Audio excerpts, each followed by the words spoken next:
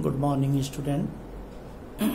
उम्मीद है आप सकुशल होंगे और किसी न किसी रूप में आपको पता भी चल गया होगा। काफ़ी दिनों से अस्वस्थ रहने के कारण मैं अपने सब्जेक्ट की वीडियो आपके यहाँ तक प्रेषित नहीं कर पा रहा था, किंतु अब मैं स्वस्थ हो चला हूँ नहीं, अभी मैं स्वस्थ हो चला हूँ और कोशिश कर रहा हूँ कि आपका यह सब्जेक्ट भी पीछे न रहे। इसलिए मैं अपनी वीडियो छोटी छोटी वीडियो भेजूंगा, लेकिन आपके यहाँ तक वीडियो भेजने की कोशिश करता रहूँगा ताकि आपका पाठ्यक्रम पीछे ना हो। जब वीडियो आपके यहाँ तक प्रेषित की जा रही थी उस समय तक हम लोग गद्य खंड का पहला चैप्टर पढ़ चुके थे और उससे संबंधित अर्थ ग्रहण जो जितने प्रश्न होते हैं उन अर्थ ग्रहण के प्रश्नों से भी अवगत हो चुके थे। तो आज वीडियो के इस अंक में हम लोग पाठ्य पुस्तक के प्रश्नों से अवगत होंगे। किसके पाठ्य पुस्तक के प्रश्नों से? गद्य खंड का पहला चैप्टर भक्तिन, जिसकी लेखिका महादेवी वर्मा जी हैं, उस चैप्टर के हम पाठ्य पुस्तक के प्रश्नों से अवगत होंगे। पाठ्य पुस्तक में जितने भी प्रश्न दिए गए हैं उन प्रश्नों का मैं उत्तर बताऊंगा और कोशिश करूंगा कि एक दो अन्य महत्वपूर्ण भी प्रश्न आपको बताऊं। तो पहला है कि भक्तिन अपना वास्तविक नाम लोगों से क्यों छुपाती थी? भक्तिन को यह नाम किसने और क्यों दिया होगा? मतलब ऐसे प्रश्नों में आपको कल्पना करना होता है कि क्यों ऐसा हुआ होगा। सबसे पहले तो दो प्रश्न इसमें हैं। पहला प्रश्न है कि भक्तिन अपना वास्तविक नाम लोगों से क्यों छुपाती थी? भक्तिन का वास्तविक नाम आप जानते हैं लक्ष्मी अथवा लक्ष्मी था। उसे यह नाम उसके माता पिता ने दिया होगा। उन्होंने सोचा होगा कि यह जहां जाएगी वह धन धान्य से परिपूर्ण होगी,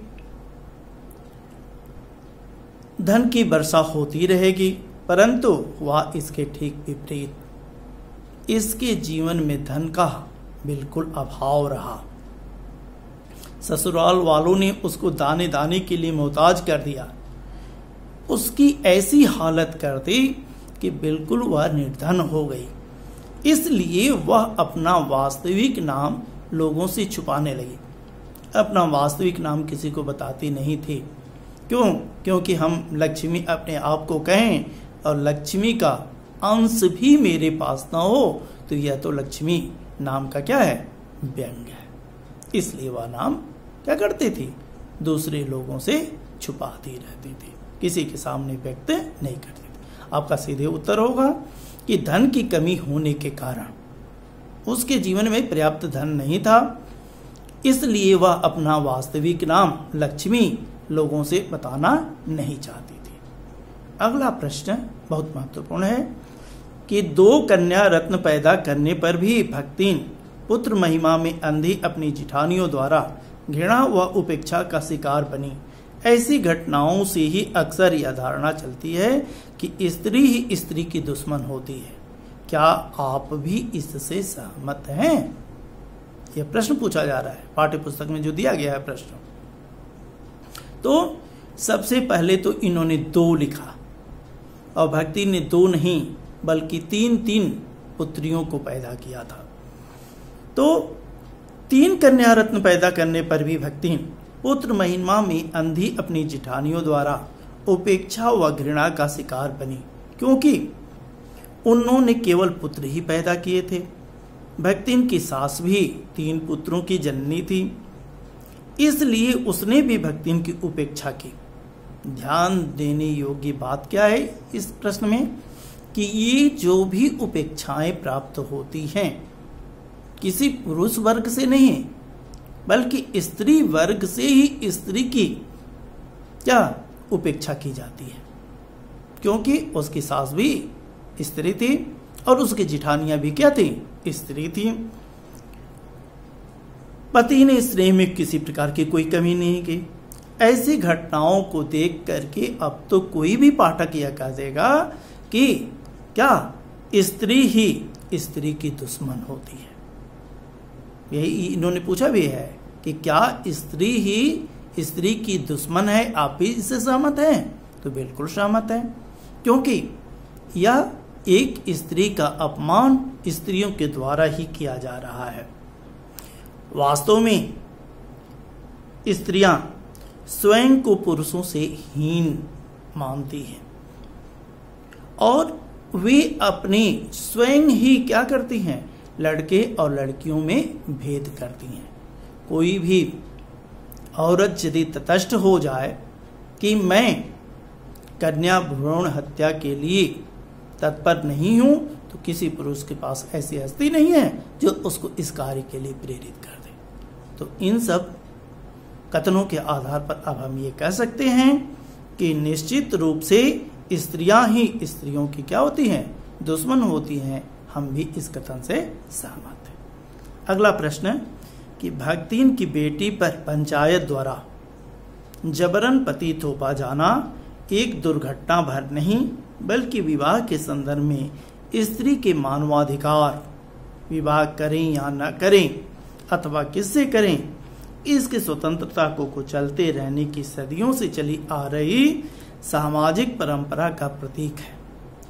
क्या आप इसको सिद्ध कर सकते हैं? प्रश्न के माध्यम से पूछा इन्होंने। भक्तिन की विधवा बेटी के साथ उसके ताऊ के लड़के के साले ने जो जबरदस्ती की, जहां उसको दंड मिलना चाहिए था उसके किए हुए अपराध के लिए, किंतु गांव की पंचायत ने लड़की की अनिच्छा के बावजूद, इच्छा न होने के बावजूद उसे तितरबाज युवक के साथ में बांध दिया, पति पत्नी के रूप रहने में बाध्य कर दिया। विवाह के संदर्भ में स्त्री के मानवाधिकार को कुचलने की परंपरा इस देश में आज से नहीं सदियों से चली आ रही है। यहाँ के समाज ने नारियों को अपना विवाह स्वयं तय करने के अधिकार से वंचित कर रखा है।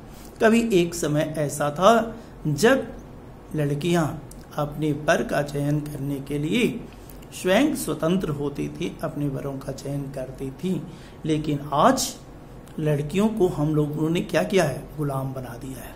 उनके लिए वर स्वयं ढूंढते हैं, चाहे वह योग्य वर हो अथवा अयोग्य वर हो। इसमें भी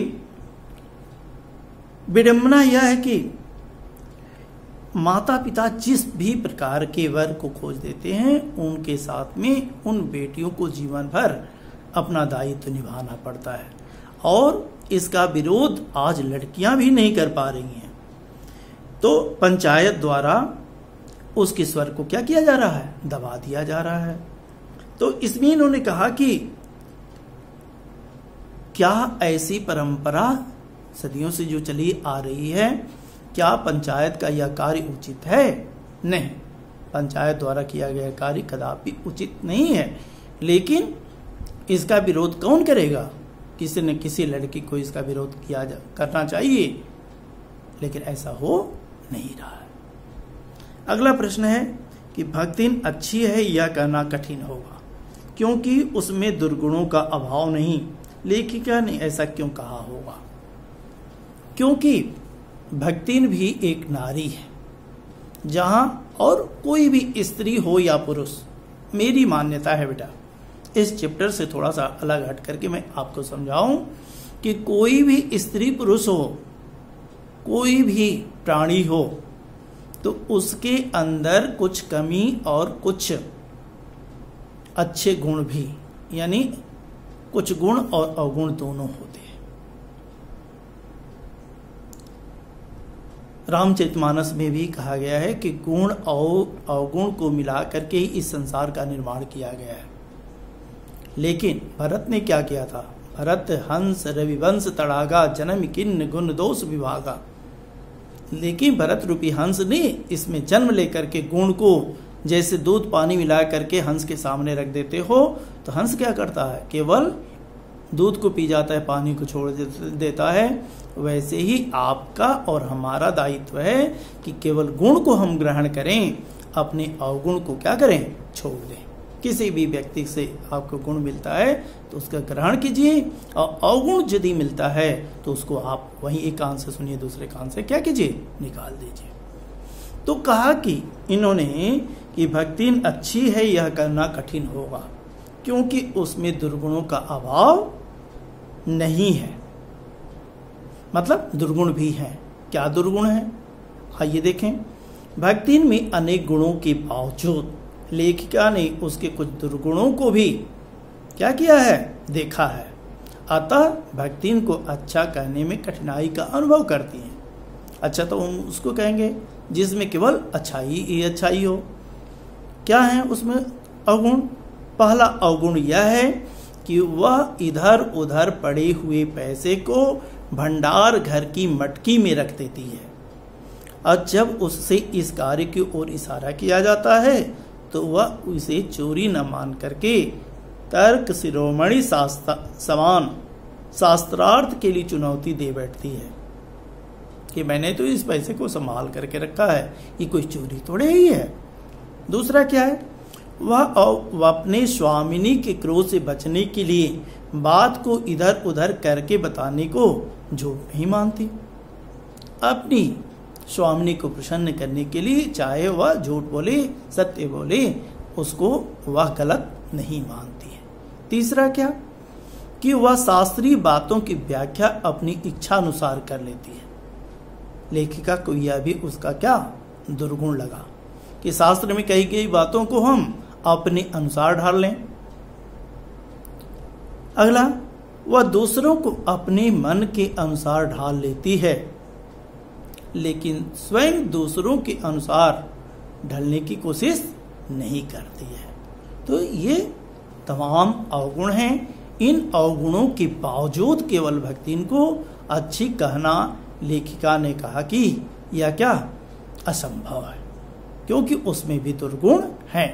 हम केवल उसको क्या अच्छी नहीं कह सकते क्योंकि उसके अंदर कुछ दुर्गुण भी है। अगला प्रश्न बहुत इंपॉर्टेंट प्रश्न है। भक्ति द्वारा शास्त्र के प्रश्न को सुविधा से सुलझा लेने का क्या उदाहरण लेखिका ने दिया है? कैसे वह शास्त्रों की बातों को, कैसे वह अपनी बातों को शास्त्रों के अनुसार सिद्ध कर देती थी। भक्ति अपनी समझ में बहुत ही समझदार है।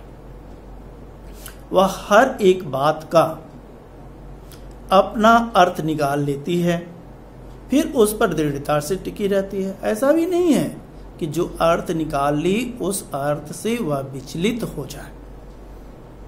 क्या, जब भक्ति ने अपना सिर मुड़वा लिया था, जब सिर का मुंडन करा लिया था, महादेवी ने उसको ऐसा देख करके उसका ऐसा करने से रोका तो भक्ति ने शास्त्रों की दुहाई दी।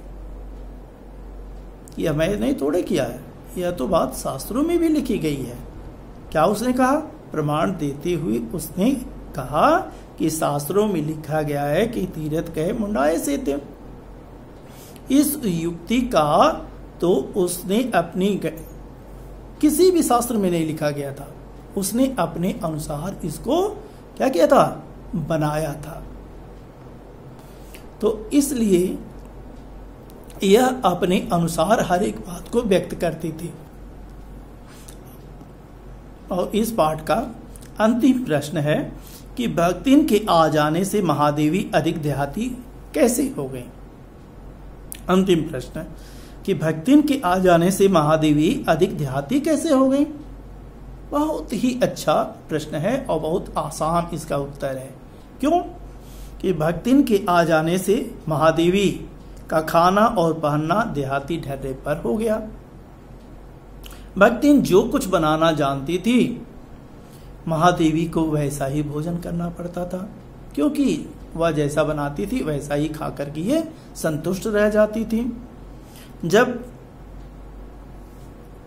उसे रात को बने हुए मकई के दलिये के साथ मट्ठा भी कभी कभी पीना पड़ता था महादेवी जी को। बाजरे के तिल वाले पुए खाने पड़े, ज्वार के भुने हुए भुट्टे की खिचड़ी भी खानी पड़ी।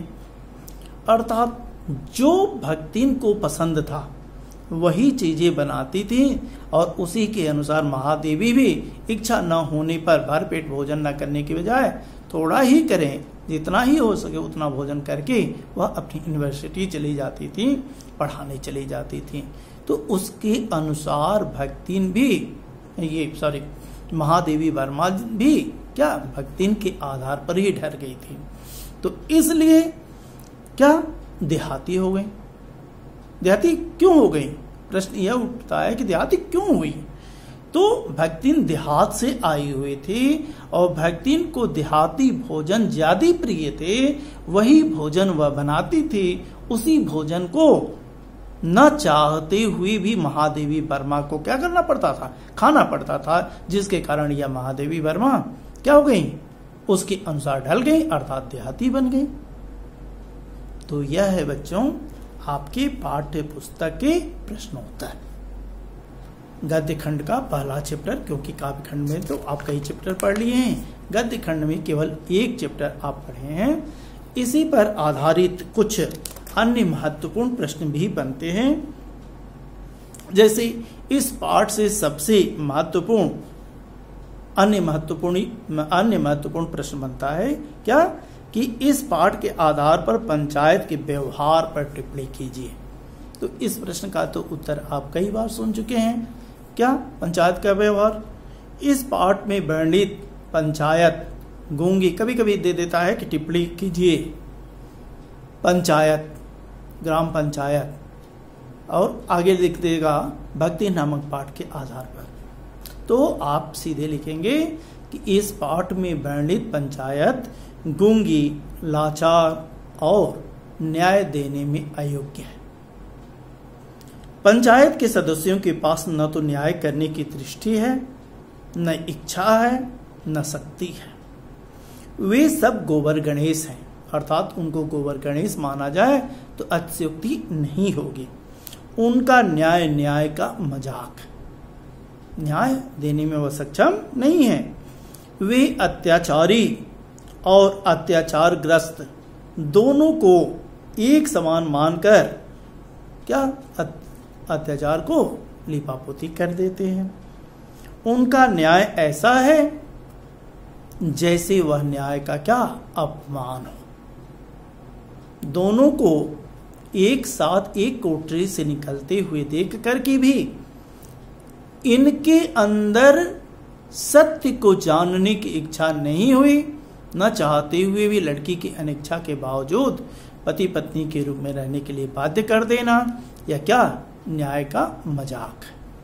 तो आप कह सकते हैं कि इस पाठ में वर्णित जो पंचायत है वह गूंगी है, लाचार है और न्याय देने में सर्वथा अक्षम है। सिर्फ इतना लिख दीजिए, आपको फुल मार्क मिलेगा। अगला प्रश्न बनता है इस पर, भक्ति में आत्मसम्मान का भाव प्रबल था।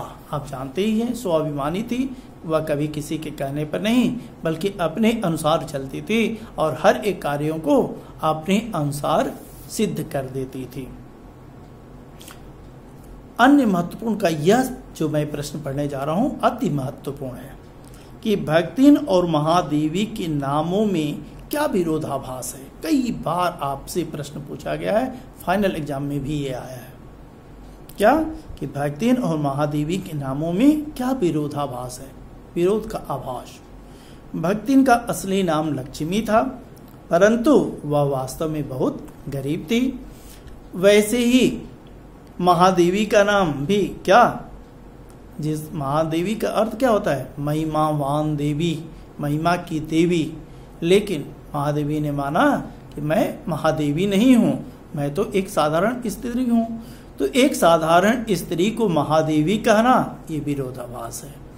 और एक जिसके पास में धन का कहीं नामो निशान नहीं है, उसको धन की देवी कहना, लक्ष्मी कहना, ये भी क्या है, विरोधाभास। नाम है लक्ष्मी और लक्ष्मी कहीं कहीं आभास नहीं, तो ये विरोधाभास हुआ। नाम है महादेवी और वह महिमा की देवी नहीं है, यह भी क्या है, विरोधाभास है। तो इस तरीके से हम कह सकते हैं कि इन दोनों लोगों के नामों में क्या है, विरोधाभास है। तो इस तरीके से यह पाठ संपूर्ण तरीके से अब यहाँ पर समाप्त हो जाता है। प्रथम चैप्टर भाग 3 में कहीं कुछ अब बच नहीं जाता है। इसके बाद भी किसी भी बच्चे को, छात्र छात्राओं को कहीं से कोई प्रॉब्लम होती है तो बेहिचक आप अपना फोन भी कर सकते हो और चाहो तो व्हाट्सएप के माध्यम से भी अपनी क्वेरी का समाधान कर सकते हो। वीडियो के अगले अंक में अभी गद्यखंड पर ही हम चलेंगे, क्योंकि मेरी मान्यता है कि कम से कम 3-4 चैप्टर आपको गद्यखंड से पढ़ लेना चाहिए और तत्पश्चात दूसरी बुक से 1-2 चैप्टर हम लोग पढ़ेंगे और तत्पश्चात हम काव्यखंड पर आएंगे और बाकी सब अगले वीडियो में। धन्यवाद।